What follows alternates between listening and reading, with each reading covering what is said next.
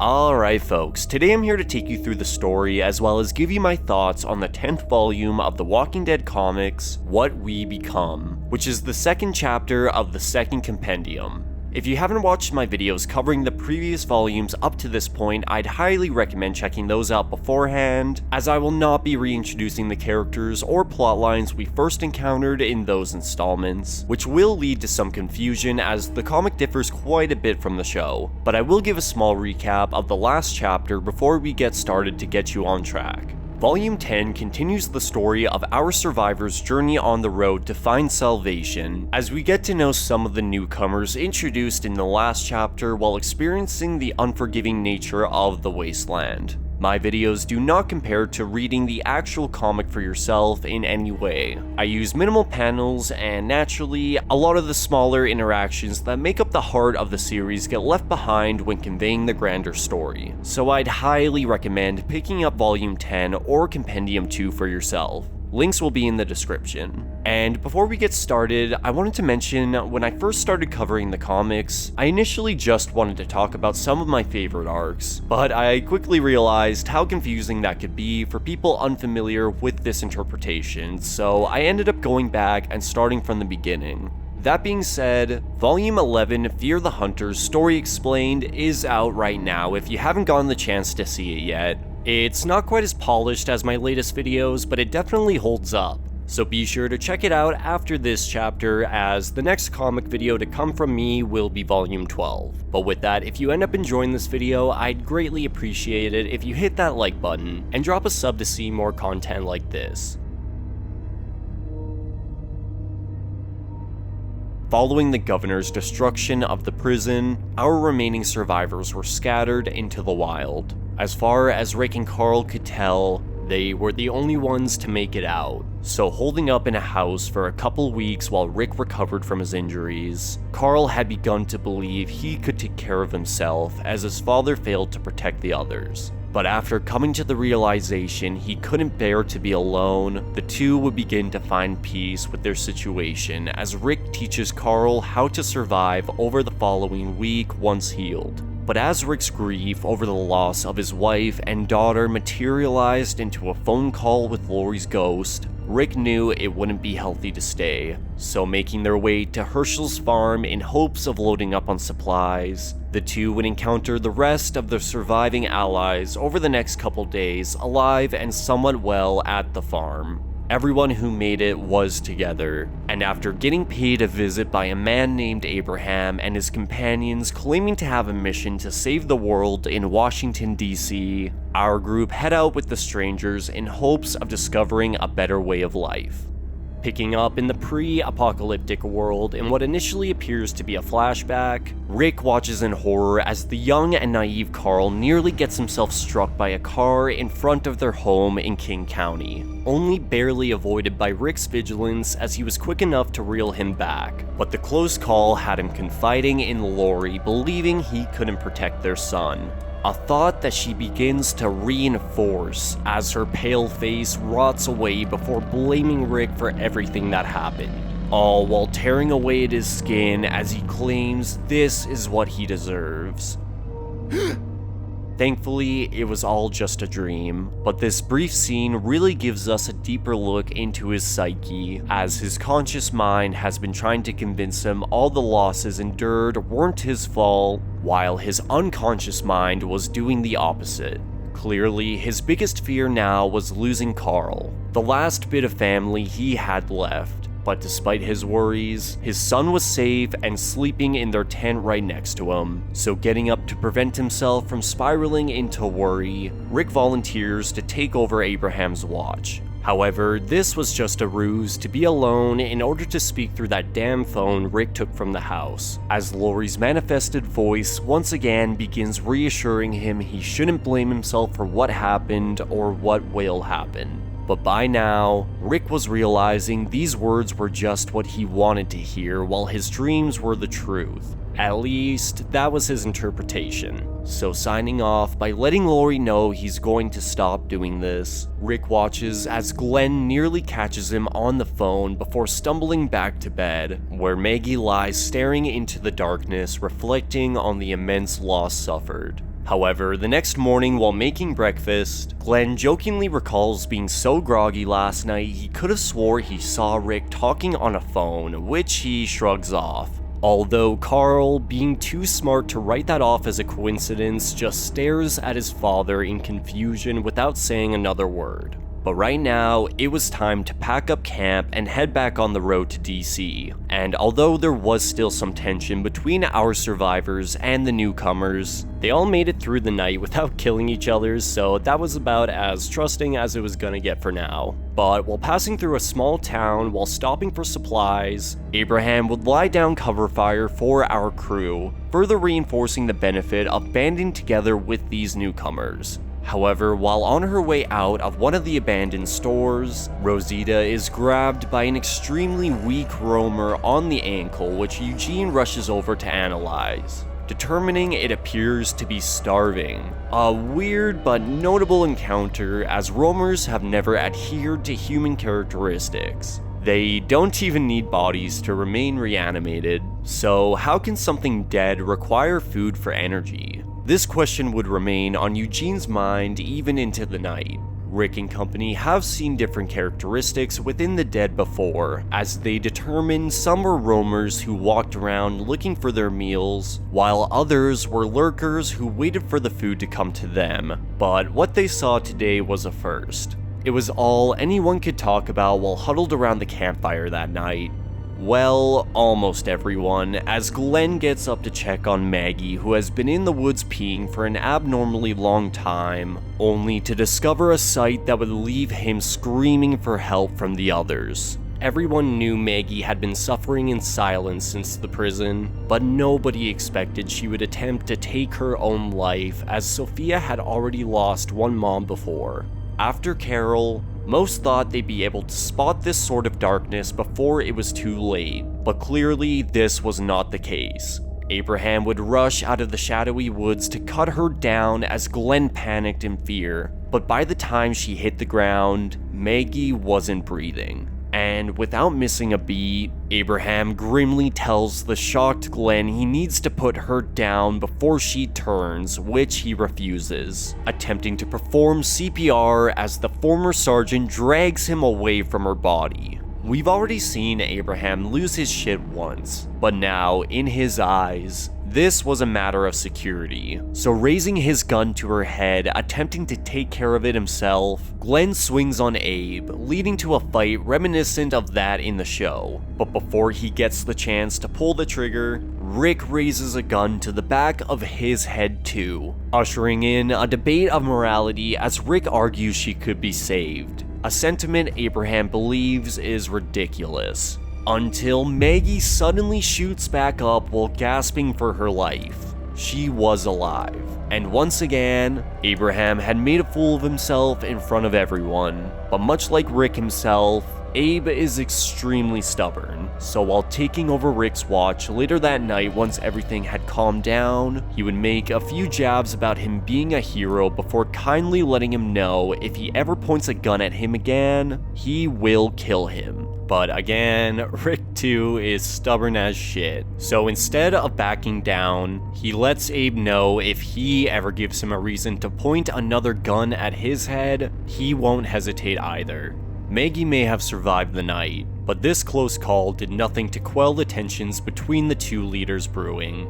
However, as the sun comes up the next morning, Michonne applauds Rick for his actions last night as he showed his former confident side, which is really what he's needed, to trust his instincts as a leader again. But as much as he appreciates the sentiment, he lets her know it's gonna take more than that to convince him the prison massacre wasn't his fault before leaving to take a leak in the woods, where a roamer suddenly jumps out at him and nearly bites him, as Abraham, who secretly followed him in the distance, initially refrains from shooting it before eventually following through. A clear act of defiance for Rick's leadership that he tries to play off as a close call. Clearly, things around the camp are pretty tense from the events of the night before, as Maggie breaks down in tears after hearing Sophia asking for her to never leave her again. But it seems Abraham's aggression was a little more unstable than anyone really thought, as he breaks down privately in Rosita's arms, begging for her to not let him kill again, as he wasn't even sure if he followed Rick into the woods to protect him or not.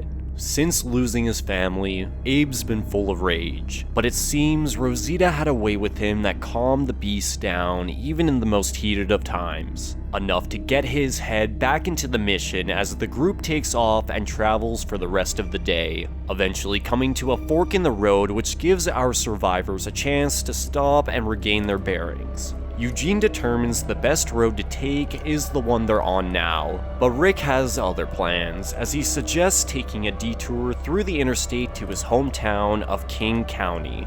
At first, Abe thinks that is ridiculous as they don't have time to reminisce on their old homes, but Rick assures him there's a practical reason behind it, as the police station featured in issue 1 remains locked down and stocked up with weapons and supplies. With this revelation, Abraham sees the value in taking the day-long trip, but doesn't want to risk the entire collective. So instructing the others to set up camp as they inform them of the plan, the two take off separately along with Carl as Rick refuses to let his son out of his sight.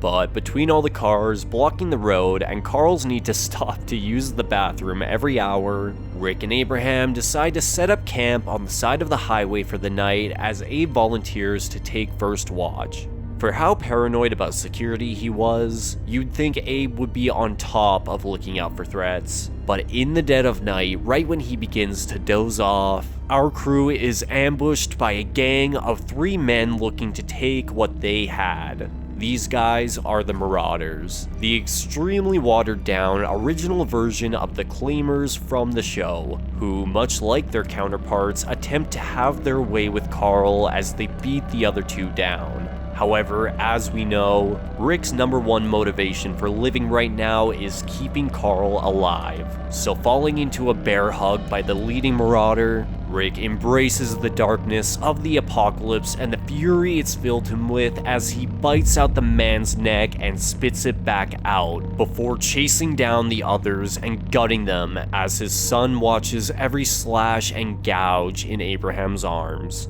The next morning, Rick and Abe sit side by side along the car as Carl gets what little sleep he can. Clearly, even Abraham has been left in a state of shock after what happened, as he tells Rick the days of being dear old dad to his son are over as he watched him hold a man's insides in his hands. He says that's something you just can't come back from.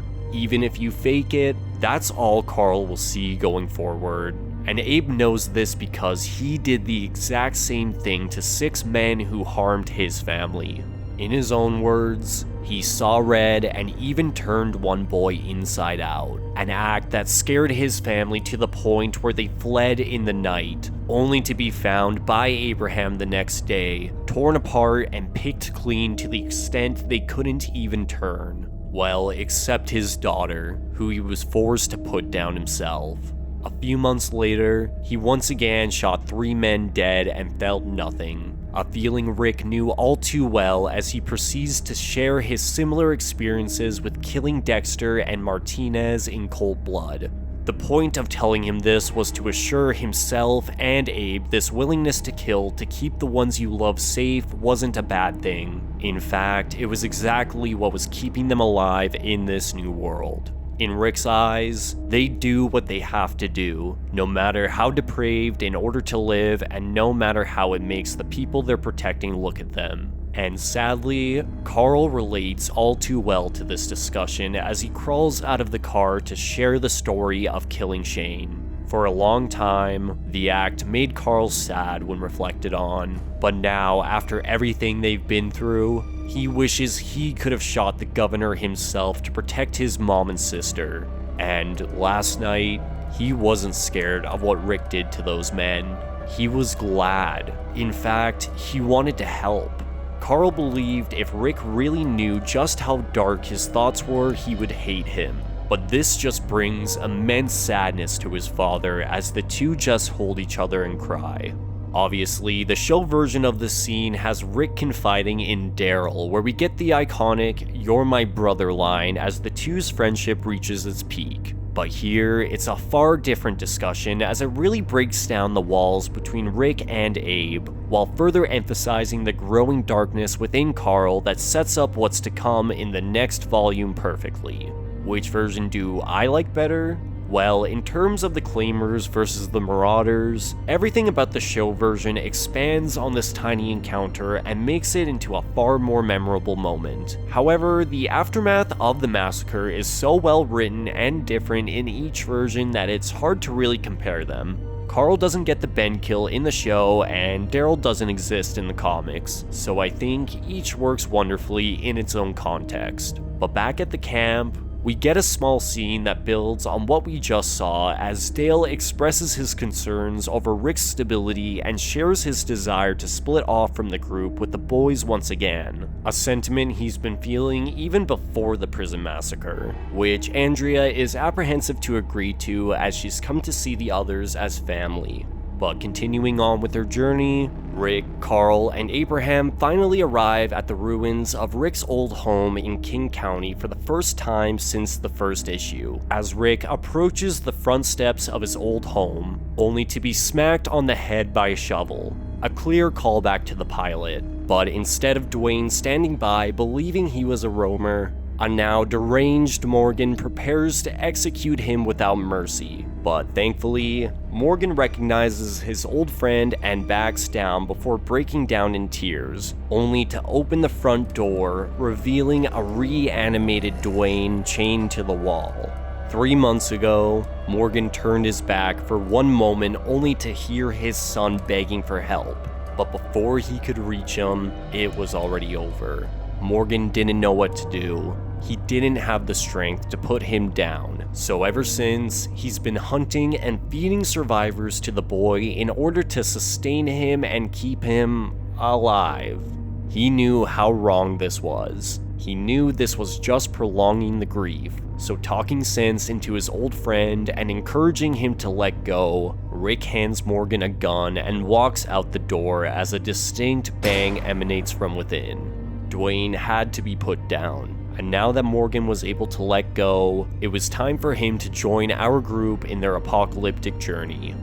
Except he didn't really let go, as instead of freeing his boy from this undead curse, he freed him from his chains instead, allowing him to wander the earth as an undead corpse instead of mustering up the courage to end his suffering. Clearly, Morgan is a little unstable following all the trauma he's endured, as he aggressively hugs Carl as if he's dreamt of meeting up with Rick again all this time. But Rick knows Morgan. He knows he's a good man at heart, so although he's in a very dark spot, taking him along showed us Rick still had a compassionate side for others despite everything they faced. It's a bit unclear if Rick was even thinking of Morgan when he suggested this trip back home, but I'd like to imagine he was to further emphasize these glimpses of humanity in the face of anarchy, an aspect to his character that will become far more prominent later. Now, heading across town while reflecting on what their old lives used to look like, Morgan gets to know Carl a little better as he learns of the loss the two have endured since his last meeting with Rick. A revelation that kind of leaves him speechless, as the way he's dealt with his grief was far different. But arriving at the police station to collect the weapons they initially came for, we get a small but humanizing scene where we learn Rick has kept the keys to the police station in his pocket this entire time, claiming he's always felt naked without them, which I find funny as now, whenever I read some of these old issues back, I imagine a huge lump of keys jingling around in every scene. But moving into the abandoned station, Morgan claims everything is still here as nobody's been around this area and lived for over a year. A statement that triggers something within the grieving father as he begins smashing his head on the wall while yelling about how so much has happened in such little time. A moment that tells Rick his old friend may be a little farther gone than he anticipated, as he proceeds to load up their vehicle with weapons without taking his eyes off him. But departing from King County for the last time in the series, the group would travel through the day and camp through the night before hitting the road again the next morning as they close in on the others with little issues.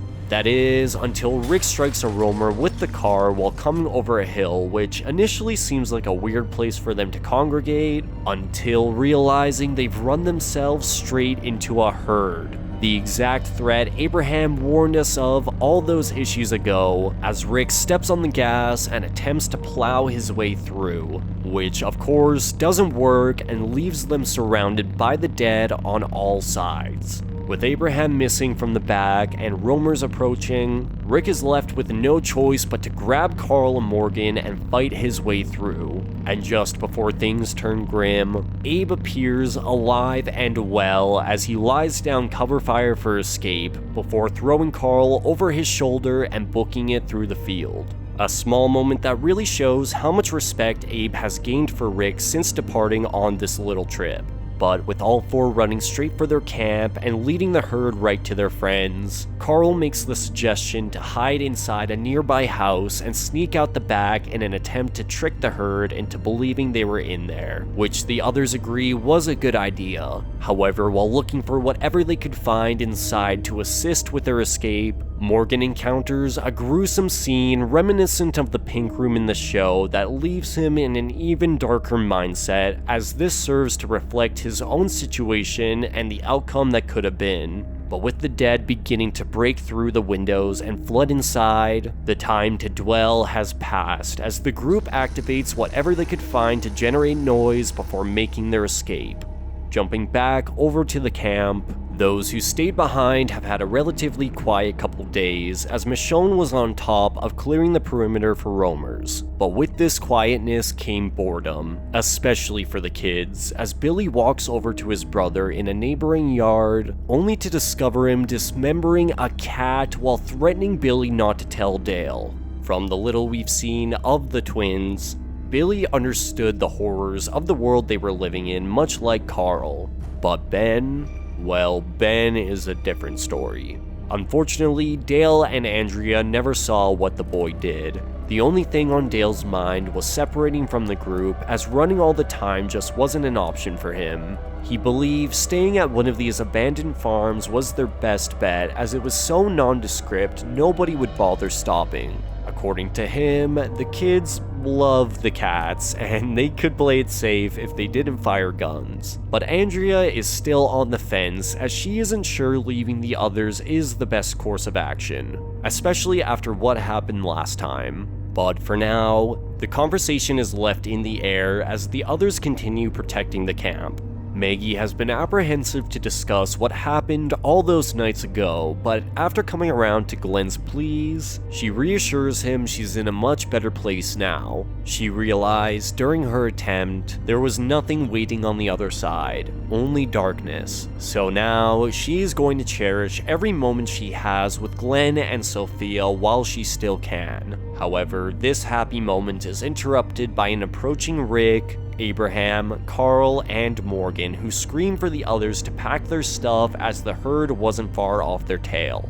Dale attempts to inform Rick they'll help them pack, but plan on staying. However, this just isn't an option. Eugene claims these herds are a force of nature that don't operate on logic. If one bumps a door handle loud enough for the others to hear, the collective will demolish the whole place trying to get in. Dale is extremely stubborn, however, and attempts to stand his ground even as the dead close in. It's not about the farm, but the principle of following a man he doesn't believe will keep them safe. As in his eyes, Rick has now brought a herd down on them and picked up an unpredictable stranger to sleep next to their children. And although he does eventually agree to come along for the sake of Andrea and the twins, he claims he's anxious to see what kind of danger he's going to get them into next. Although, if it was danger he feared, perhaps he should have been looking a little closer to home. Alright folks, and that was The Walking Dead Volume 10, What We Become. Overall, between the heavy emotional journey in Volume 9 and the action-packed story of Volume 11, I feel like Volume 10 often gets left behind in conversation.